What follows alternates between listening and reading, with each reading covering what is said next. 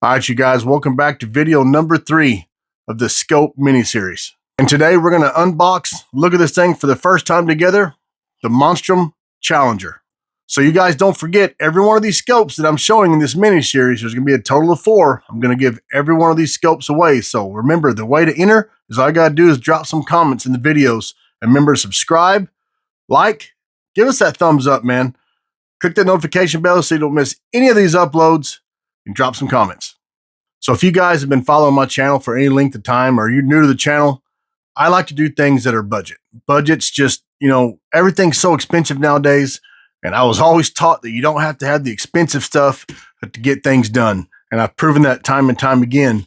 Now, if this thing winds up being really good, we won't know until we put it on the rifle at the end of the series.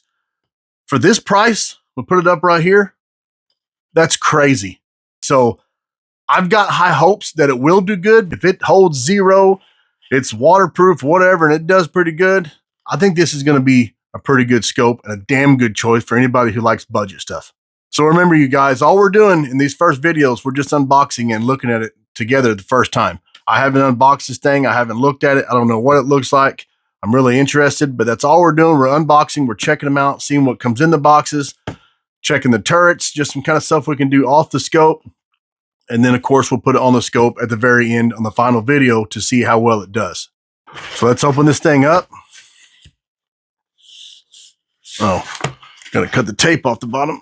All right, let's slide it out. This is just a cover right here. Got some more tabs on the bottom to cut. Got some suction on her. Come on, baby. All right. Okay. So right off the bat, this is what I'm used to seeing. Haven't seen this yet on any of the other scopes, although the sight mark was encased in some really thick foam around it for protection. We're going to pull this out. Again, this is a mini LPVO. I will grab one of my other LPVOs here in a minute and show you the size difference. Again, I haven't seen it yet. Opened it up. What's left in the box? We got some lifetime guarantee. Oh, that's new. Minimum scope zero distance is 25 yards. Okay, I guess if we do any closer than that, scope will blow up or something. I don't know. Sticker. User manual. Looks like the rings and the tools are underneath. Pretty tight. Okay, so here are the rings. Now again, this is a 1-inch set of rings versus the normal 30 mil you'll get with your normal LPVOs. And here's your battery, some extra screws, and your little turret turning tool. Let's open this up.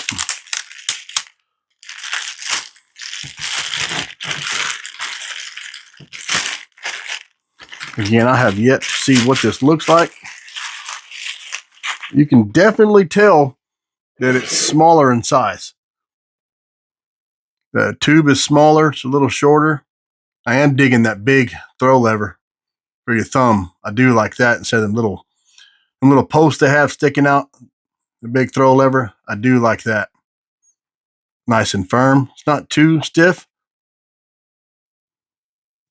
Okay, I like that. Got some typical caps, nothing fancy. I usually take those off. I don't usually keep caps on.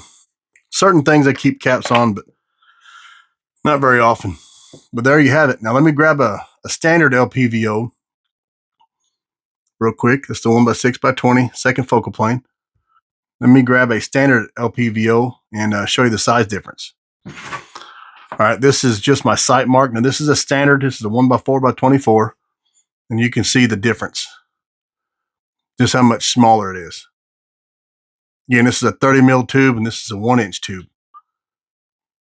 So you can definitely tell the difference on the size.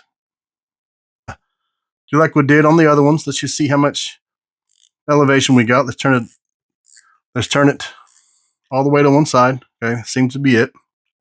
Now we'll see how many full rotations we can get. So 1, 2, 3, 4, about 4.5. Now, it ain't exact. I'm not, I'm just kind of turning it half twice to make a full. Okay, here we go. This is for the elevation. 1, 2, 3, 4, 5, 6, almost 7, a little over 6.5. We'll try this windage again, make sure I didn't mess up. So we almost got 7 full turns on the elevation. Okay, let's try it on the windage again. 1, 2, 3, 4, 5, 6. About the same. I guess I messed up on the first one. So they're about the same. Got a lot of adjustment there. I like that. And again, these are lockable turrets. So once you get where you want to, you got it zeroed out, pull it out, lock it down. It does have, oh, there's already a battery in it. So I guess it comes with an extra battery. Again, I will show y'all like I normally do. The crosshairs through it. You can kind of see it right there. Kind of blurry for y'all. But I will show you all that. I'll put the camera in and show you its reticle. Again, it is a second focal plane. Okay. Now, something I noticed is different on this. So right here, when you get to the brightness, let me see, there are 6 brightness levels. So when you get to the brightness level, you want either 1 click forward or 1 click past and it turns it off. You don't have to cycle through all of the brightness levels to get to the one you want. So you can see that, how you got a 5 and a 0. I'm assuming that's for off. 6. So you get the brightness level you want and 1 click forward, left, or forward or backward, and it turns it off. That's a pretty cool feature. Hadn't seen that on the other scopes. Again, we're not comparing. I haven't seen it. Again, nice big throw lever. I do like that a lot for your thumb instead of those little pegs. I do like that a lot. Like I mentioned, it does come with its own scope rail. Again, I've been using Monstrum rings on my other rifles, and they've been doing pretty good. They've come out with a lot of different models. A lot tougher than they used to be. A lot of different models, whether it's a 2 screw, 4 screw, or 6. They got a bunch of different models. These seem to be the 4 screw on the top, and you've got your 3 on the side. I'm not going to put it in here. No reason for me to put it in there, but that's what it's for. People use it their own way. They want to use it as a forward cantilever. They want to use it as a reverse cantilever to kind of throw it back a little bit to get further back on the rifle. Again, that's your choice. Waterproof, fog-proof, and shock-proof. That's what it says right there on the bottom. So we will test that out in the final video to see how well it does hold up for waterproof. Fog-proof, that ought to be simple, especially as hot as it is down here right now, this humidity.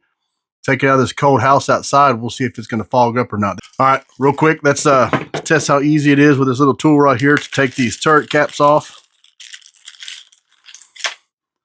This one does come with some multiple, looks like some multiple different sizes, smaller, bigger. All right, let's twist it right off.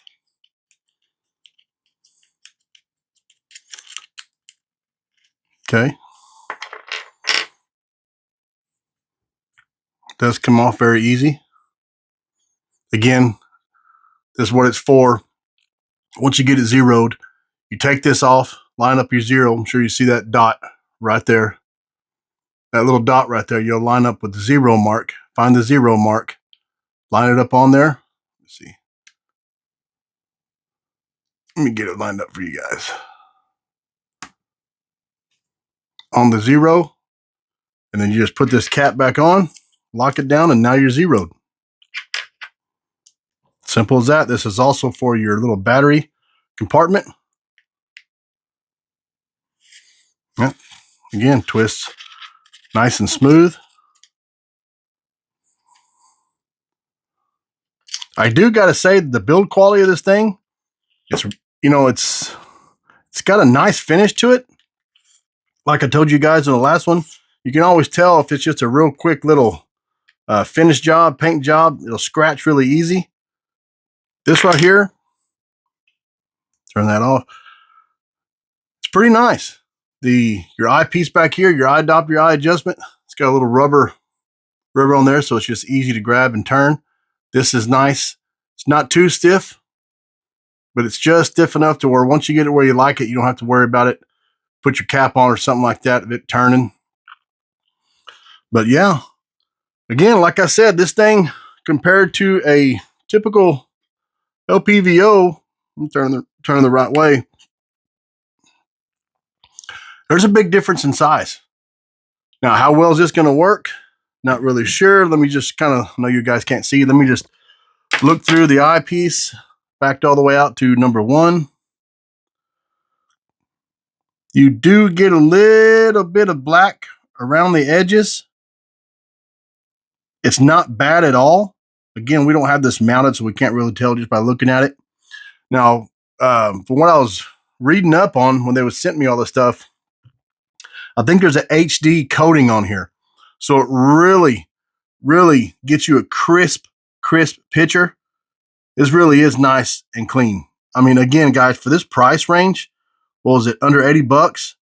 I mean, that's crazy. That's insane if this thing works. Now, again, this is not claiming to be a military grade drop from a helicopter and all that kind of stuff. But if this works at that price, that's going to be crazy. Now, what rifle or what you want to mount this on is going to be your choice, being as small as it is.